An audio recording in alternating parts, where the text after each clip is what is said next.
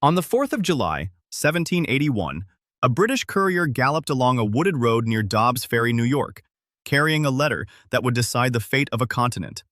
He never reached his destination. American dragoons exploded from the tree line with sabers drawn and pistols cocked, cutting off his escape before he could spur his horse. Inside the rider's saddlebag sat an encrypted dispatch from the British commander-in-chief, a document that revealed exactly where the enemy army was vulnerable. And when George Washington read its contents 12 days later, he abandoned every plan he had made and launched the gamble that won the American Revolution. The ambush did not happen by accident. A tip from the Culper Spy Ring, the Continental Army's covert intelligence network operating inside British-occupied New York City, had alerted American forces to the courier's route.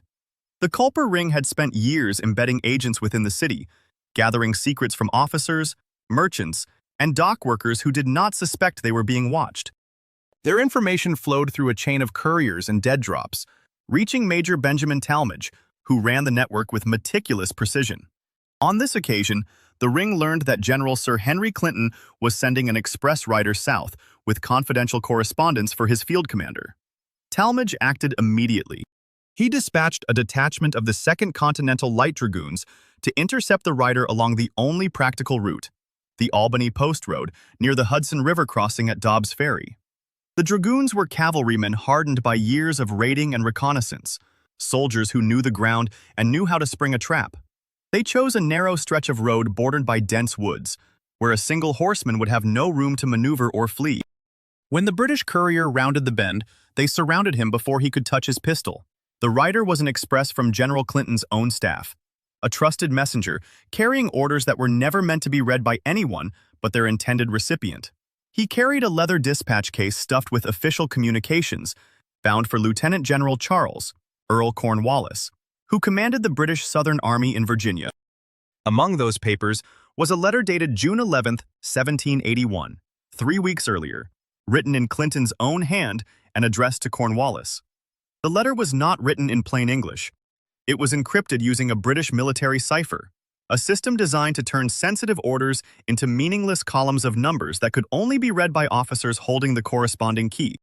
If the dragoons had captured the letter a year earlier, it would have been useless to them, an unintelligible string of code that revealed nothing. But the Americans already possessed the cipher key. Earlier in the war, a British naval vessel had been captured carrying codebooks, or a British spy had been taken with his cipher materials, depending on which intelligence source one credits. The key had been copied and distributed to a handful of trusted American officers, including Talmadge, who kept it locked away at his intelligence headquarters. When the captured dispatch case reached Talmadge, he recognized the encryption immediately. He sat down with the letter, the cipher key, and a candle that burned through the night while he converted each numerical group back into its original words. What emerged from the decryption was not a routine administrative note. Clinton was informing Cornwallis that no reinforcements would be sent to the Southern Theater. The French fleet had arrived off Rhode Island in June, threatening New York City, and Clinton could spare nothing for the campaign in Virginia. He ordered Cornwallis to abandon any offensive operations, adopt a strictly defensive posture, select a secure post in the Chesapeake region, and if that position could not be maintained, to detach a significant portion of his troops and naval assets back to New York. The Southern strategy was being canceled by its own architect. For more than 2 years, the British had poured men and resources into reconquering the Carolinas and Virginia, believing that the rebellion's soft underbelly lay in the loyalist-rich South. That strategy had consumed entire armies, weathered bloody battles at Camden and Cowpens and Guilford Courthouse, and left Cornwallis isolated in Virginia with a shrinking, exhausted force. Now the British commander-in-chief was telling his Southern general that he was on his own. Talmadge understood the significance immediately. He transcribed the deciphered text with extreme care, sealed the document, and dispatched a trusted courier north to Washington's headquarters at New Windsor, New York. The courier rode hard through the summer heat, covering the roughly 60 miles from Talmadge's position to Washington's command post on the Hudson River. Washington received the decoded letter on July 12th or 13th, 1781. He read it in the presence of his staff, absorbing the full weight of what Clinton had revealed. The British Southern Army was stranded, unsupported, and operating under orders to sit still and wait for a rescue that was not coming. In the spring of 1781, General Sir Henry Clinton sat behind the barricaded streets of New York City, watching his strategic position crumble. The city was the nerve center of British power in North America. Its deep-water harbor sheltered Royal Navy warships and transport vessels. Its barracks housed thousands of redcoats, Hessians, and Loyalist militia. And its fortified perimeter, anchored by works on Manhattan and Long Island, made it the most heavily defended position on the continent. But Clinton understood that New York was also a trap. He had concentrated his main army there for years, holding the city while his subordinates campaigned across the colonies. Now the mathematics of the war had shifted against him in a single month. In early June 1781, a French naval squadron arrived off Newport, Rhode Island, under the command of Admiral Jacques-Melchior Saint-Laurent, Comte de Barras. De Barras had sailed from France earlier that spring, convoying the French army under the Comte de Rochambeau to American shores. Rochambeau's force of roughly 5,000 professional soldiers had been encamped at Newport since the previous summer, drilled and ready, but largely inactive while Washington waited for the naval superiority to strike a decisive blow.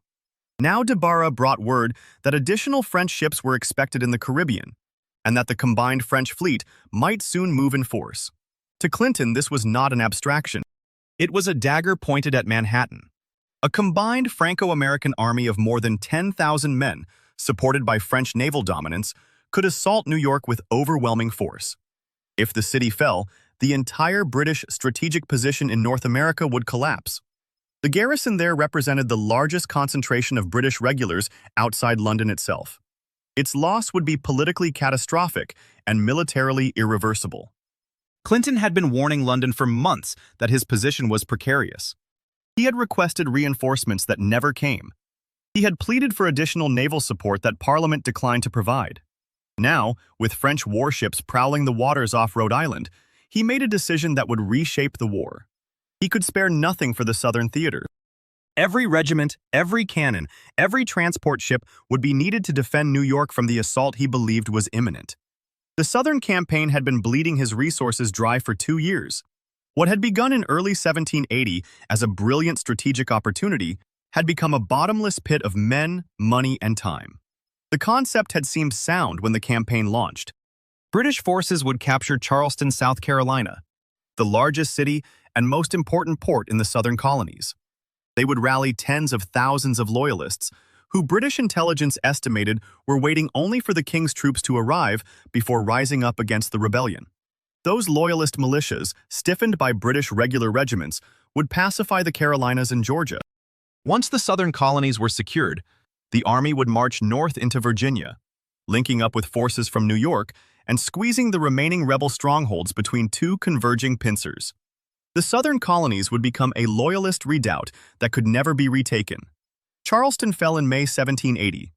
The entire American Southern Army, more than 5,000 men, surrendered in the largest Patriot defeat of the entire war. For a moment, the strategy seemed vindicated. But what followed was not pacification. It was a spreading partisan war that no amount of regular force could suppress. The country between Charleston and the Virginia border was not a loyalist heartland waiting to be liberated. It was a patchwork of divided communities where neighbors had been murdering each other over politics since 1775. British foraging parties were ambushed on remote roads. Recruitment among loyalists fell far short of the numbers London had promised. And the Continental Army, under General Nathaniel Greene, refused to stand and fight a decisive battle the British could win. Greene understood that he did not have to defeat Cornwallis in the field. He only had to keep his army alive and moving, forcing the British to exhaust themselves chasing him across hundreds of miles of hostile territory. The battles at Camden, Cowpens, and Guilford Courthouse had been tactical British victories that functioned as strategic disasters. Each engagement left Cornwallis with fewer men, fewer supplies, and less capacity to control the ground he was supposedly conquering. By the spring of 1781, Cornwallis had marched his battered army into Virginia, leaving the Carolinas behind him as a festering wound that consumed British resources without producing British control. He was now operating in the Chesapeake region, maneuvering against the young Marquis de Lafayette, who commanded a small but mobile American force tasked with containing the British incursion. Cornwallis believed he could still salvage the Southern campaign if Clinton sent him reinforcements, supplies, and naval support. Clinton's letter of June 11, 1781, disabused him of that belief entirely. The letter informed Cornwallis that no reinforcements would be dispatched. The French fleet's arrival made any diversion from New York impossible. Clinton ordered his subordinate to abandon offensive operations immediately. He was to select a defensible position somewhere along the Chesapeake coastline, fortify it thoroughly, and wait. And if that position could not be maintained against the forces the enemy might muster, Cornwallis was to detach a significant portion of his troops and naval assets and send them north to reinforce the main army in New York. The Southern offensive was over. The men who had marched, fought, and died from Georgia to Virginia for more than 2 years were being told to dig in and hope for the best. Clinton was not abandoning Cornwallis out of malice or incompetence. He was responding to the reality of a global war that Britain was fighting on multiple continents simultaneously. The same French Navy that threatened New York was also contesting British control of the Caribbean sugar islands, which were far more economically valuable to London than all 13 colonies combined. Britain was fighting France and India, the West Indies, and the approaches to the English Channel itself. The American Rebellion was one theater among many, and Clinton's requests for reinforcement competed with admirals and governors across the empire, who all believed their crisis was the most urgent. But Cornwallis did not see the full picture from his headquarters in Virginia. He saw a commander-in-chief who had stranded an entire army in hostile territory and told its soldiers to fend for themselves. The letter gave Cornwallis the authority to select his own defensive position. He would choose one soon, and the place he chose would determine the outcome of the entire war. The road to that decision began 14 months earlier, on a spring afternoon when the British flag rose over the largest city in the American South. Charleston had fallen on the 12th of May, 1780. Major General Benjamin Lincoln surrendered his entire command, more than 5,000 Continental soldiers and militia, to General Sir Henry Clinton. It was the worst American defeat of the war, a capitulation on a scale that dwarfed every previous British victory. British grenadiers marched through the streets, past houses shuttered by terrified civilians. Ships of the Royal Navy anchored in the deep harbor, with their gun ports open and their crews at quarters. The Southern strategy had delivered the exact triumph its architects promised. Now came the plan that London believed would convert that triumph into permanent control. The British would raise an army of loyalist militia from the backcountry of South Carolina and Georgia. Thousands of men, British intelligence estimated, were only waiting for the king's troops to arrive before taking up arms against the rebellion. Those loyalist regiments, stiffened by British regulars and commanded by experienced officers, would pacify the countryside district by district. Once the Carolinas were secure, the combined loyalist and regular force would drive north into Virginia, rolling up the rebellion from its soft underbelly. Lieutenant General Charles Earl Cornwallis arrived in Charleston to execute this plan in June. He was 42 years old, a career soldier who had fought at the Battle of Minden and commanded with distinction at the Battle of Long Island. Cornwallis believed in aggressive, relentless pursuit. He was not a general who sat behind lines and waited.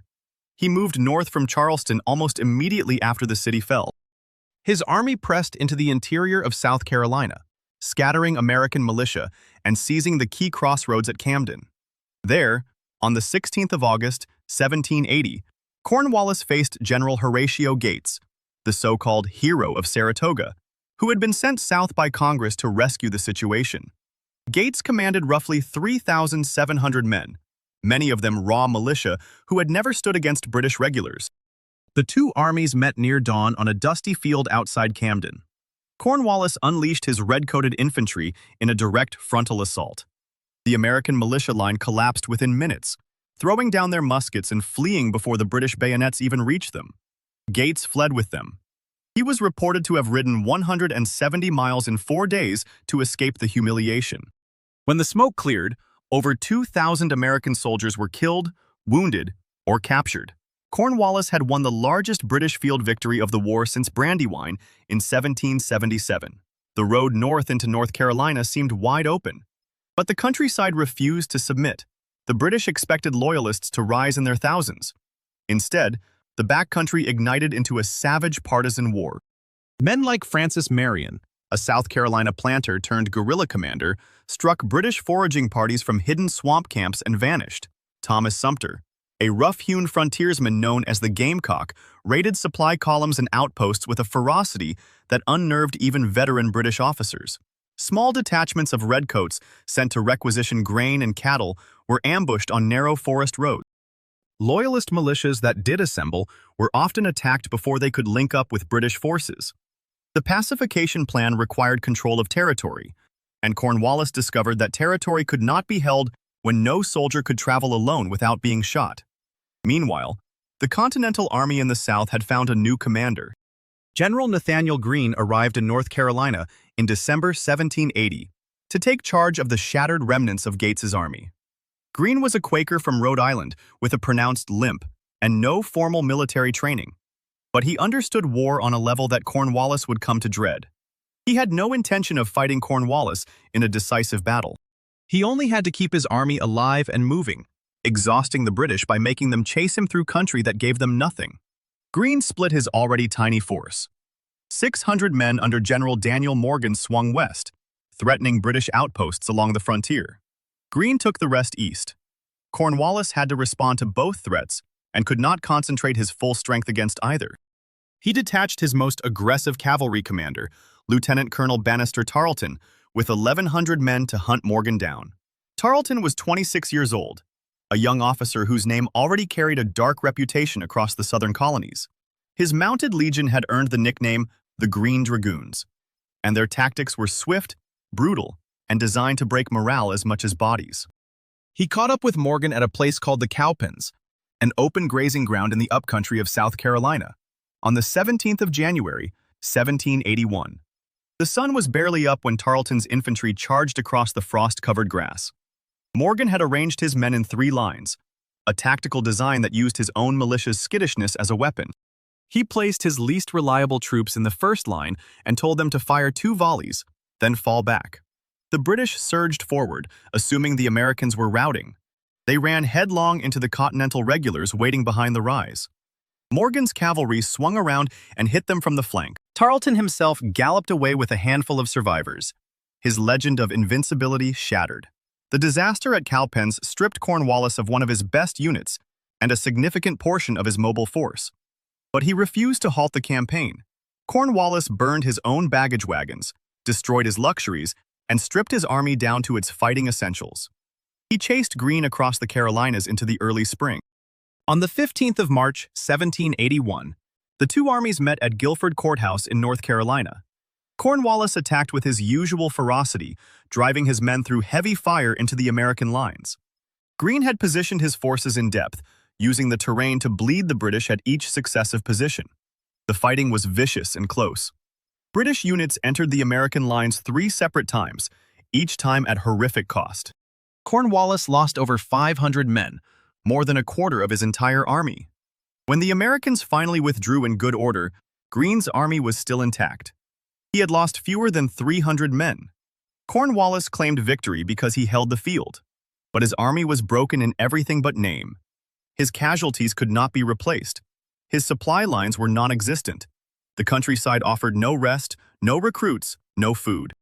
He had won the ground and lost the campaign. Cornwallis marched his battered survivors to Wilmington, North Carolina on the coast. There, he made a decision that abandoned the entire Southern strategy. He would not return to South Carolina. He would not attempt to hold the Carolinas. Instead, he would march north into Virginia, the one colony still largely untouched by the fighting. Virginia supplied the rebel armies with grain, tobacco, and manpower. If Cornwallis could seize control of the Chesapeake region, he could cut off those supplies and knock the props out from under the rebellion's economy. He set out from Wilmington in late April, his army strung out along muddy roads that cut through forests just beginning to leaf out. By early June, Cornwallis was deep in Virginia, maneuvering against a small force commanded by the Marquis de Lafayette.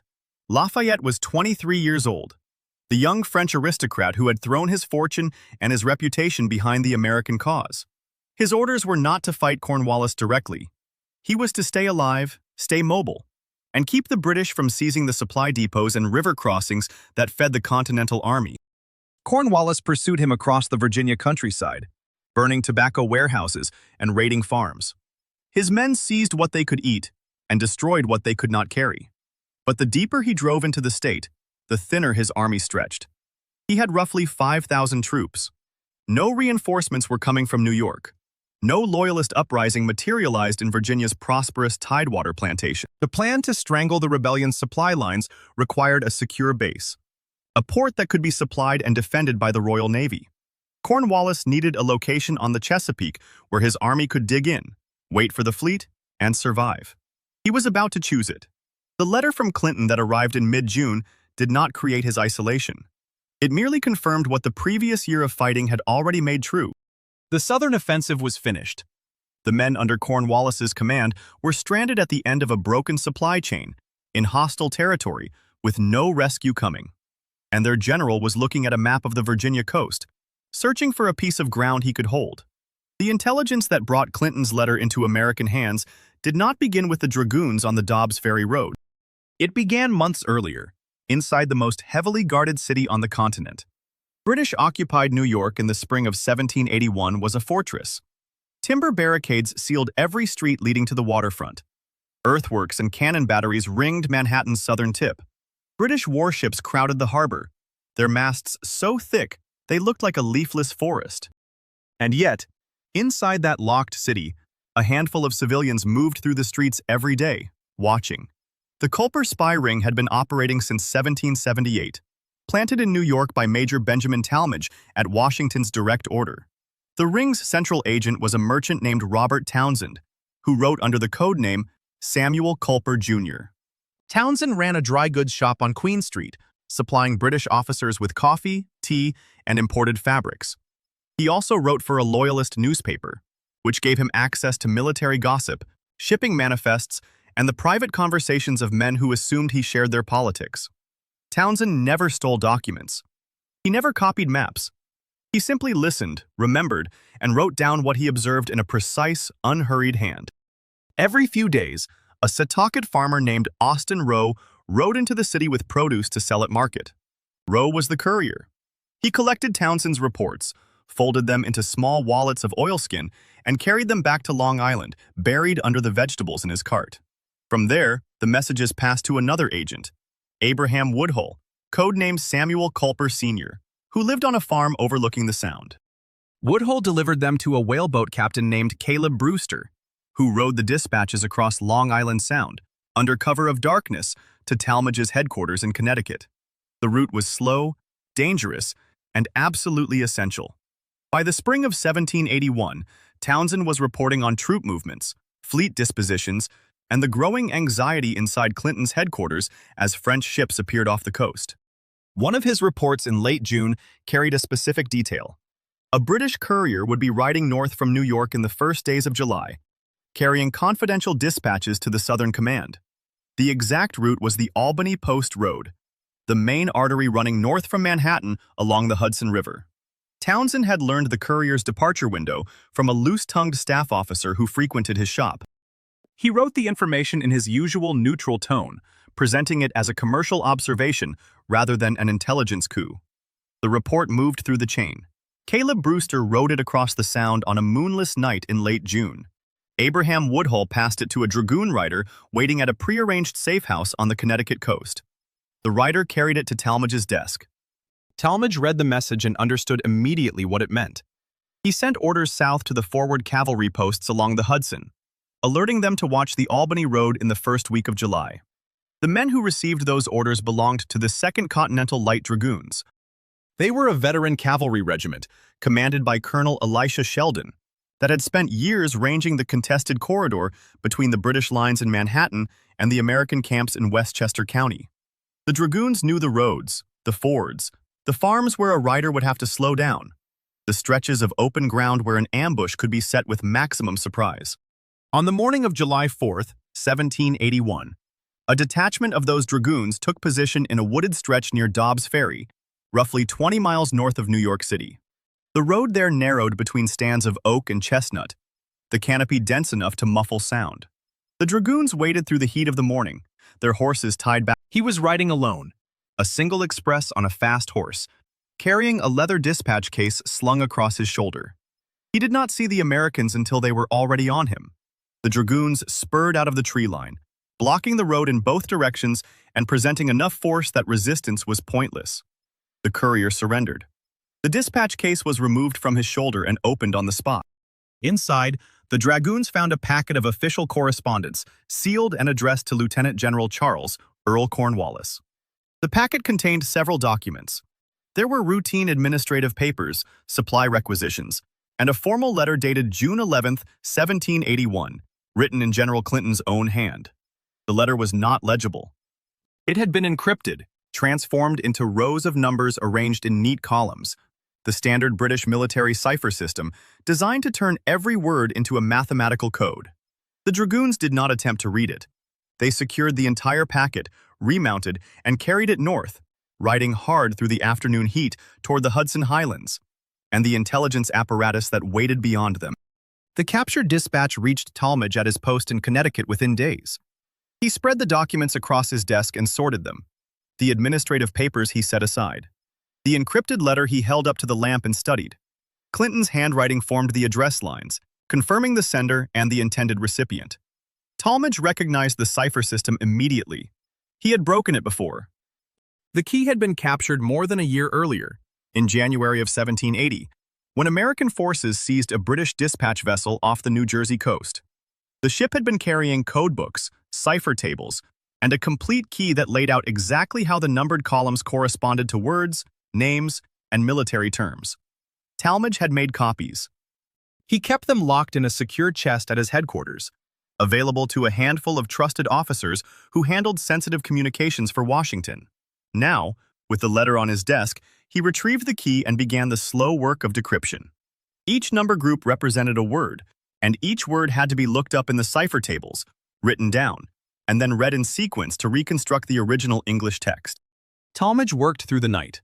As the rows of numbers resolved into sentences, the meaning of the letter emerged with brutal clarity. Clinton was ordering Cornwallis to abandon the offensive. No reinforcements were coming. The Southern Army was to select a defensive post on the Chesapeake, dig in, and wait.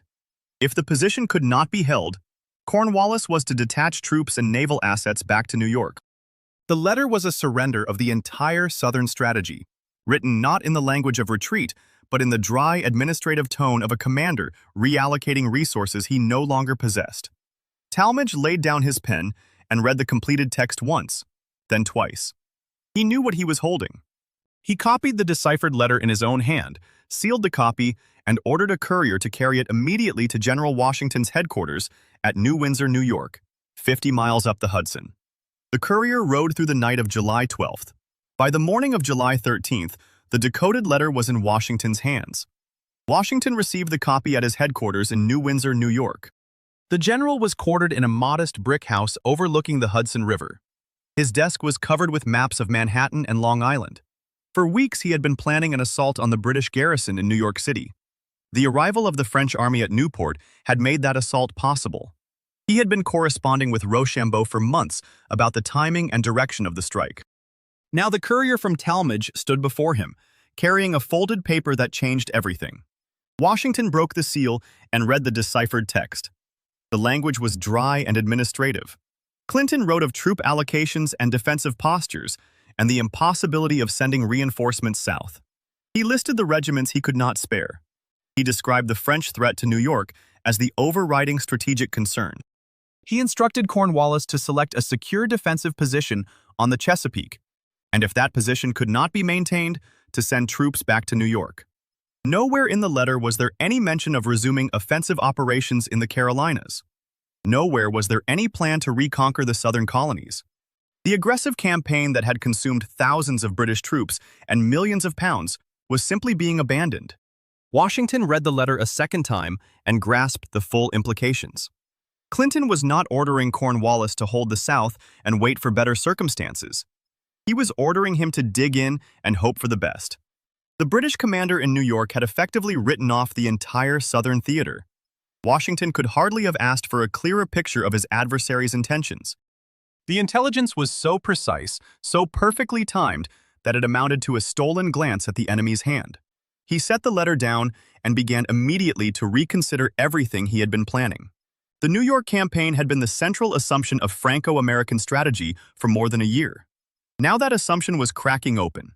If the British had no intention of reinforcing the Southern Army, Cornwallis was isolated. He was vulnerable in a way no British general had been vulnerable since the war began. Washington sent a rider south to Newport, Rhode Island, that same day. The message was simple and urgent. He requested an immediate conference with the Comte de Rochambeau. The two commanders needed to meet in person, and they needed to do it soon. Rochambeau received the summons at his quarters in the Vernon House on Clark Street. He was a short, stocky man of 56 years, with a weathered face and the bearing of a professional soldier who had spent 4 decades in the French army. His expeditionary force, roughly 5,000 infantry and artillery, had been encamped at Newport since the previous July, waiting for a chance to fight. They had spent a year drilling and marching and watching the British from across the water. Rochambeau had grown frustrated with the inactivity. Now Washington's message arrived with an urgency that suggested the long wait was about to end. The two commanders agreed to meet at the Joseph Webb House in Wethersfield, Connecticut, roughly halfway between their respective headquarters. The conference was set for the 3rd week of July. On July 21st, 1781, Washington and Rochambeau sat down together in the parlor of the Webb House. Washington laid the deciphered letter on the table between them. He explained its contents and its origin. He described how the Culper Ring had identified the courier, how the dragoons had made the capture, and how Talmadge had broken the code. Rochambeau listened carefully, his interpreters translating the finer points. The intelligence painted a picture that contradicted everything the Allies had previously believed about British intentions. The original plan, agreed upon months earlier, was to concentrate the combined armies against New York City. Clinton's main force was the largest British army on the continent. Defeating it would end the war in a single decisive stroke. But the letter demonstrated that Clinton was not weak or wavering. He was dug in behind barricades and earthworks, reinforced by the full strength of the garrison, waiting for exactly the attack the Allies had been planning. Rochambeau recognized the problem immediately. A frontal assault on New York would play directly into Clinton's defensive posture. It would risk the entire French expeditionary force and the Continental Army in a battle on ground the British had spent 5 years fortifying. Meanwhile, Cornwallis sat exposed on the Virginia coast. He had been ordered to select a defensive post, and he was in the process of doing exactly that. But he had no reinforcements coming, no strategic reserve, and no expectation of rescue. The letter made that explicit. Rochambeau saw the opening as clearly as Washington did. The deciphered dispatch from Clinton had transformed Cornwallis from a threat to a target. The French general did not commit to a new plan on the spot. He was cautious by nature and trained in the careful methods of European command. But he agreed that the intelligence required a fundamental reassessment. The New York operation could not proceed as originally conceived. And the Southern Theater now offered an opportunity that had not existed a month earlier. Washington returned to the original deciphered text and read it aloud once more. Every sentence confirmed the same strategic reality. This was not a temporary pause in the Southern campaign. This was a complete abandonment. The British High Command had accepted that it could not pacify the Carolinas, could not raise a loyalist army, and could not chase Nathaniel Greene out of the backcountry. Clinton was cutting his losses and consolidating his remaining forces. He was converting his strategy from offense to defense across the entire continent. And in doing so, he was leaving one of his best generals with a reduced army stranded on the Chesapeake coast. Washington and Rochambeau concluded the conference without issuing final orders. But the direction of their thinking had shifted irrevocably. The deciphered letter had planted an idea that would grow over the coming weeks. If the French fleet could sail north from the West Indies and seal the mouth of the Chesapeake, and if the Allied army could move south fast enough to trap Cornwallis before he dug in too deeply, then the entire southern British command could be caught between naval power and land forces. It was still a gamble, but the intelligence on the table made the odds visible. Clinton had revealed his hand without knowing it. Washington and Rochambeau now possessed the rarest of military advantages. They knew what the enemy was going to do before the enemy had done it. The dispatch arrived at Washington's headquarters in New Windsor, New York, on the morning of August 14, 1781. It came by way of a French frigate that had slipped into Newport Harbor 3 days earlier. The frigate carried a sealed packet from Admiral François-Joseph Paul de Grasse, commander of the French fleet in the West Indies. De Grasse wrote from his flagship, the Ville de Paris, anchored at Cap Français in Saint-Domingue. His fleet consisted of 28 ships of the line, the heavy battleships that dominated naval warfare in the 18th century. Each ship of the line carried between 64 and 110 guns, arranged across multiple gun decks. The combined broadside of de Grasse's fleet exceeded 2,000 cannons.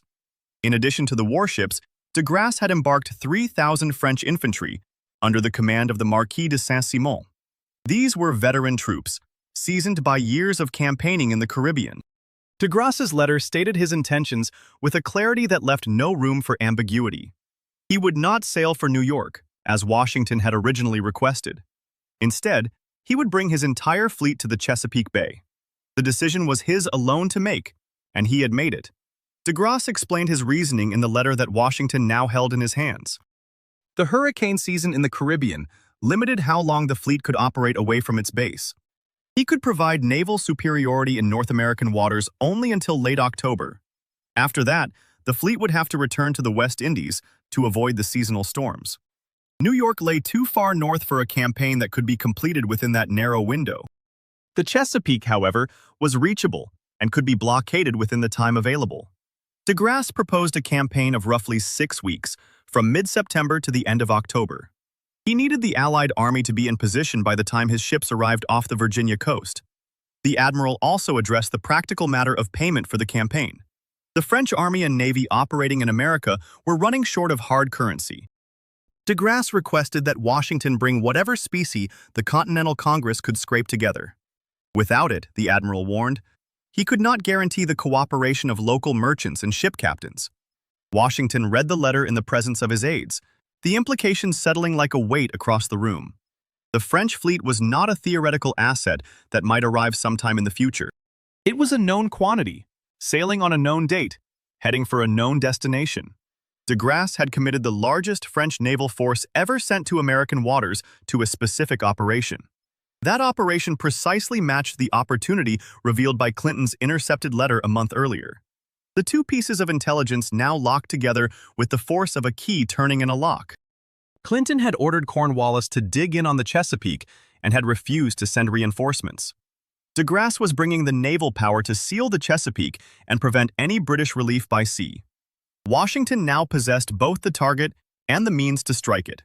The Northern strategy, the planned assault on British-held Manhattan, became obsolete in a single afternoon. Attacking New York without naval superiority would have been suicidal. Clinton's fortifications were too strong, his garrison too large, and the Royal Navy too powerful in those waters. But de Grasse was not going to New York, and Washington could not make him. The French admiral had chosen the Chesapeake, and his choice effectively chose the next battlefield for the entire Allied army. Washington summoned Rochambeau for an immediate conference. The two commanders met at the Webb House in Wethersfield once again on August 16th. Washington laid de Grasse's letter on the same table where Clinton's deciphered dispatch had sat 4 weeks earlier. The convergence of the two documents was impossible to ignore. Rochambeau, a cautious and methodical officer, recognized the moment for what it was. He agreed that the New York operation must be abandoned entirely. The entire weight of the Franco-American forces would shift south.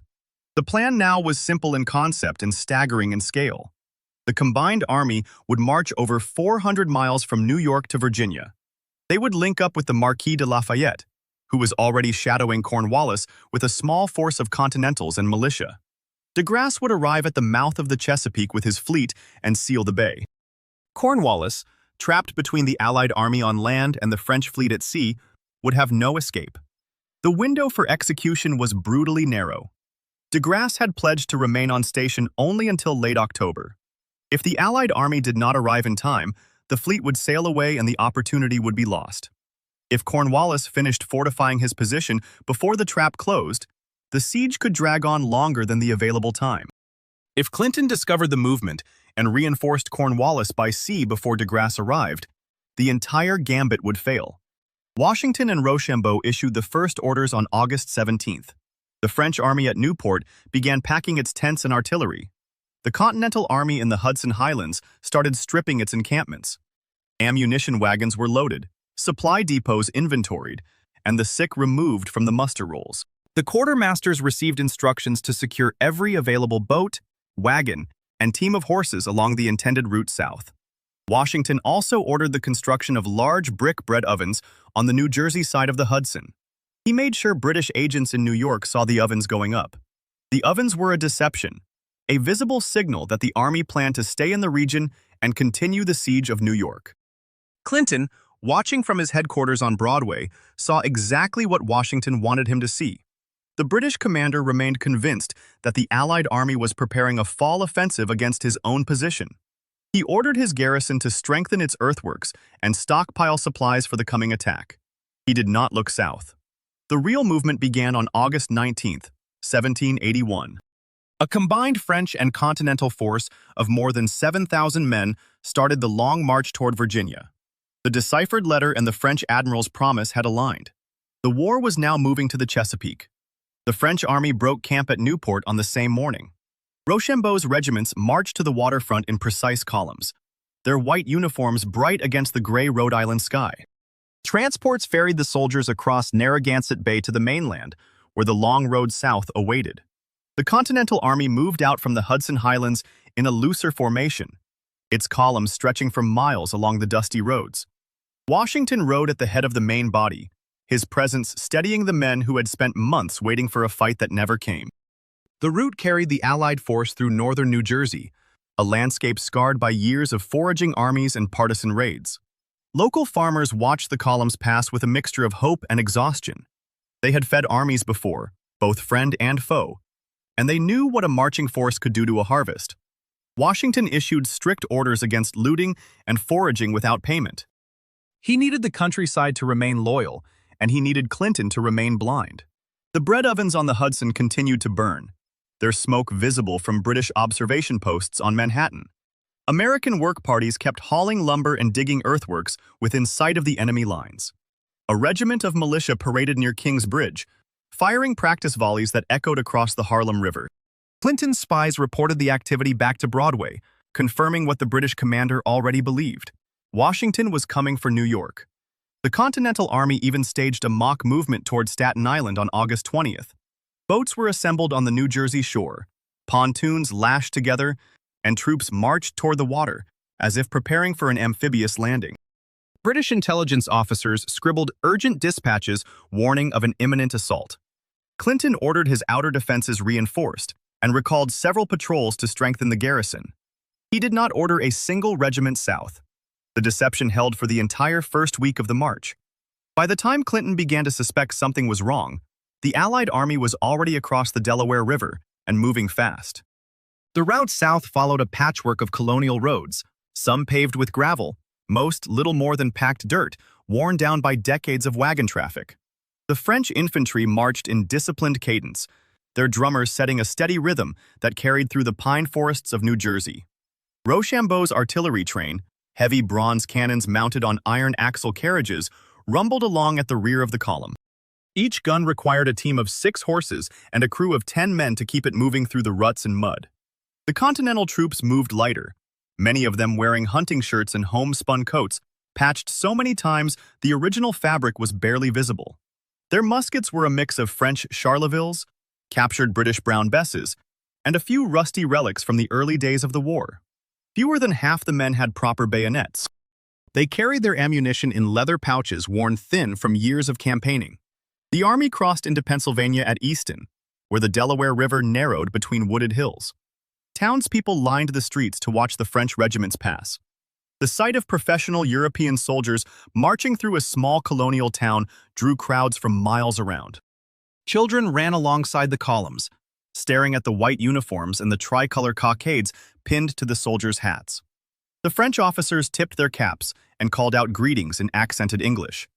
Rochambeau, riding at the head of his army on a gray mare, cut an elegant figure in his blue general's coat and powdered wig. He looked like a man born for command, and his soldiers responded to him with the quiet discipline of veterans. Washington rode a few miles ahead of the main French column, accompanied by a small staff and an escort of dragoons. He pushed the pace hard. Every day counted. De Grasse's deadline was absolute. The French fleet would sail for the Caribbean by November 1st, regardless of the situation on land. If the Allied army did not reach Virginia and force a decisive engagement before that date, the entire campaign would collapse. The men did not know the details of the timetable, but they felt the urgency in the pace of the march. Reveille sounded before dawn. The columns were moving by sunrise. Stops for water and rations were brief and tightly controlled. The army covered 15 to 20 miles a day, a punishing rate for infantry carrying full packs in the August heat.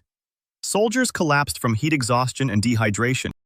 Wagons carrying the sick fell behind the main column, their drivers navigating the rough roads by lantern light.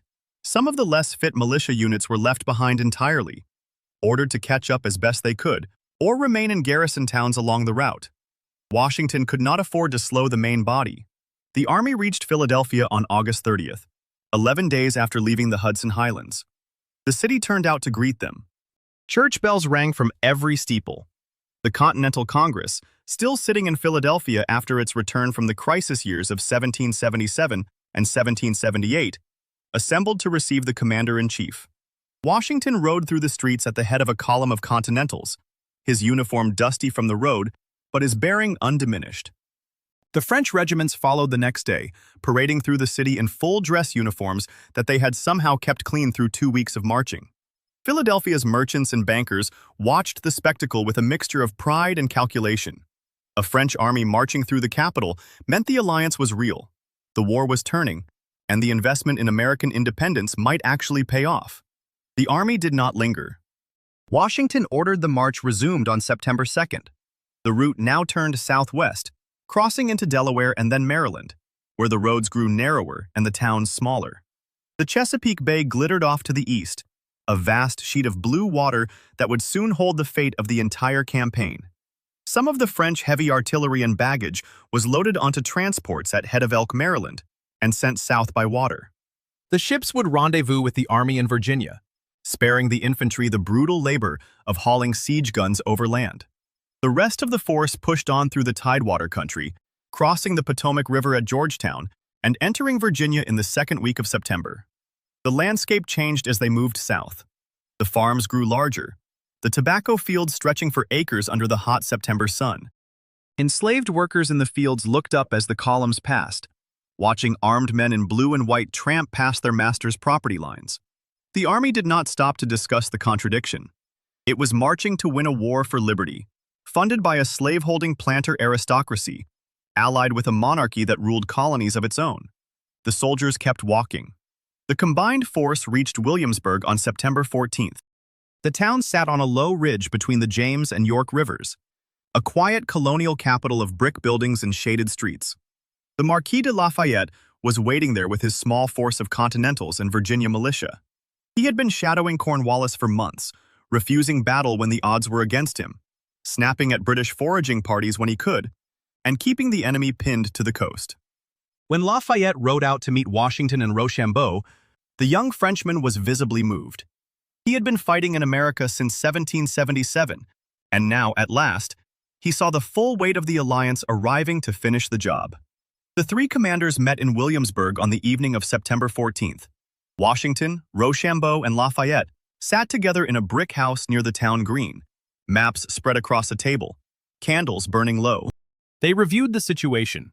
Cornwallis had fortified a position at Yorktown, a small tobacco port on the south bank of the York River. His army of roughly 8,000 men was dug in behind earthworks, supported by artillery, and a small fleet of British warships anchored in the river. He had chosen the ground Clinton ordered him to find, a secure defensive post on the Chesapeake. He did not know that the letter ordering him there had been read by the enemy commander weeks ago. He did not know that de Grasse's fleet was already at sea, 28 ships of the line driving hard for the Virginia Capes. He did not know that an Allied army of more than 16,000 men was assembling barely a day's march from his position. Cornwallis believed he was following a sensible defensive strategy, while Clinton prepared to relieve him from New York. He was sitting inside a trap that had been built from his own commander's stolen words. The Allied army spent the next 2 weeks gathering its full strength. Rochambeau's artillery arrived by ship from Head of Elk. The Virginia militia, summoned by Lafayette's call for reinforcements, filtered into the camps around Williamsburg. Additional Continental regiments, stripped from outposts as far north as New York, marched south to join the concentration. Washington ordered the infantry to drill daily, sharpening their skills for the assault that was coming. The French engineers surveyed roads and scouted approaches to the British position. De Grasse's fleet arrived off the Virginia Capes on August 30th, earlier than expected. The French admiral immediately stationed his warships at the mouth of the Chesapeake, sealing the bay. When a British relief squadron under Admiral Thomas Graves appeared on September 5th, de Grasse sailed out to meet it. The Battle of the Chesapeake raged for 2 days, the heavy broadsides of the ships of the line echoing across the water like distant thunder. Graves withdrew to New York with his squadron battered. Cornwallis was cut off. No British fleet would break the blockade. No reinforcements would arrive by sea. The Allied army was in position. The trap was closed. On September 28th, Washington gave the order to march on Yorktown. The combined force moved out of Williamsburg before dawn, French and American columns advancing on parallel roads toward the British earthworks. Lafayette commanded one of the American divisions, his boyish face set with the gravity of the moment. Rochambeau's engineers rode ahead to mark positions for the siege lines. Washington, mounted on his white horse, watched the army pass and then rode forward to join the vanguard. The march from New York was over. The siege was about to begin. The Allied army moved into position around Yorktown on September 28th. French engineers began marking out the first siege line 3/4 of a mile from the British earthworks. The American and French infantry advanced in broad daylight, pushing back Cornwallis's outer pickets without a fight. British cannon fire erupted from the town's fortifications, but the range was long and the shells fell short. Cornwallis pulled his forward troops inside the main defensive perimeter that evening. He abandoned his outer redoubts, a decision that puzzled his own officers. Rochambeau's engineers studied the abandoned positions and marked them for the first trench.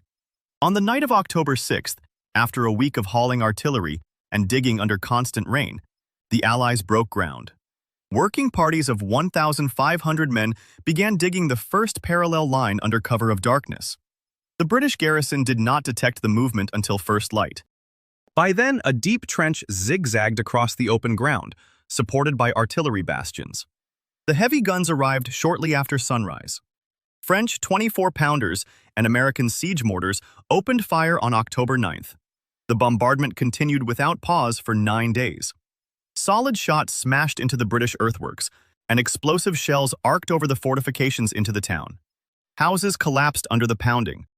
British soldiers huddled in bomb-proof shelters dug into the sandy soil. Royal Navy sloops anchored in the York River were set ablaze by French hotshot on October 10th. The last remaining British warship, the Charon, caught fire and drifted before sinking. American artillery under General Henry Knox concentrated on the main British defensive line. Knox personally aimed the heavy mortars, a bookseller turned artillery commander. One French battery alone fired over 15,000 rounds during the siege. British counter-battery fire slackened as cannon after cannon was dismounted. Cornwallis informed Clinton by dispatch that the situation was becoming desperate. The British commander in New York still did not grasp the scale of the trap.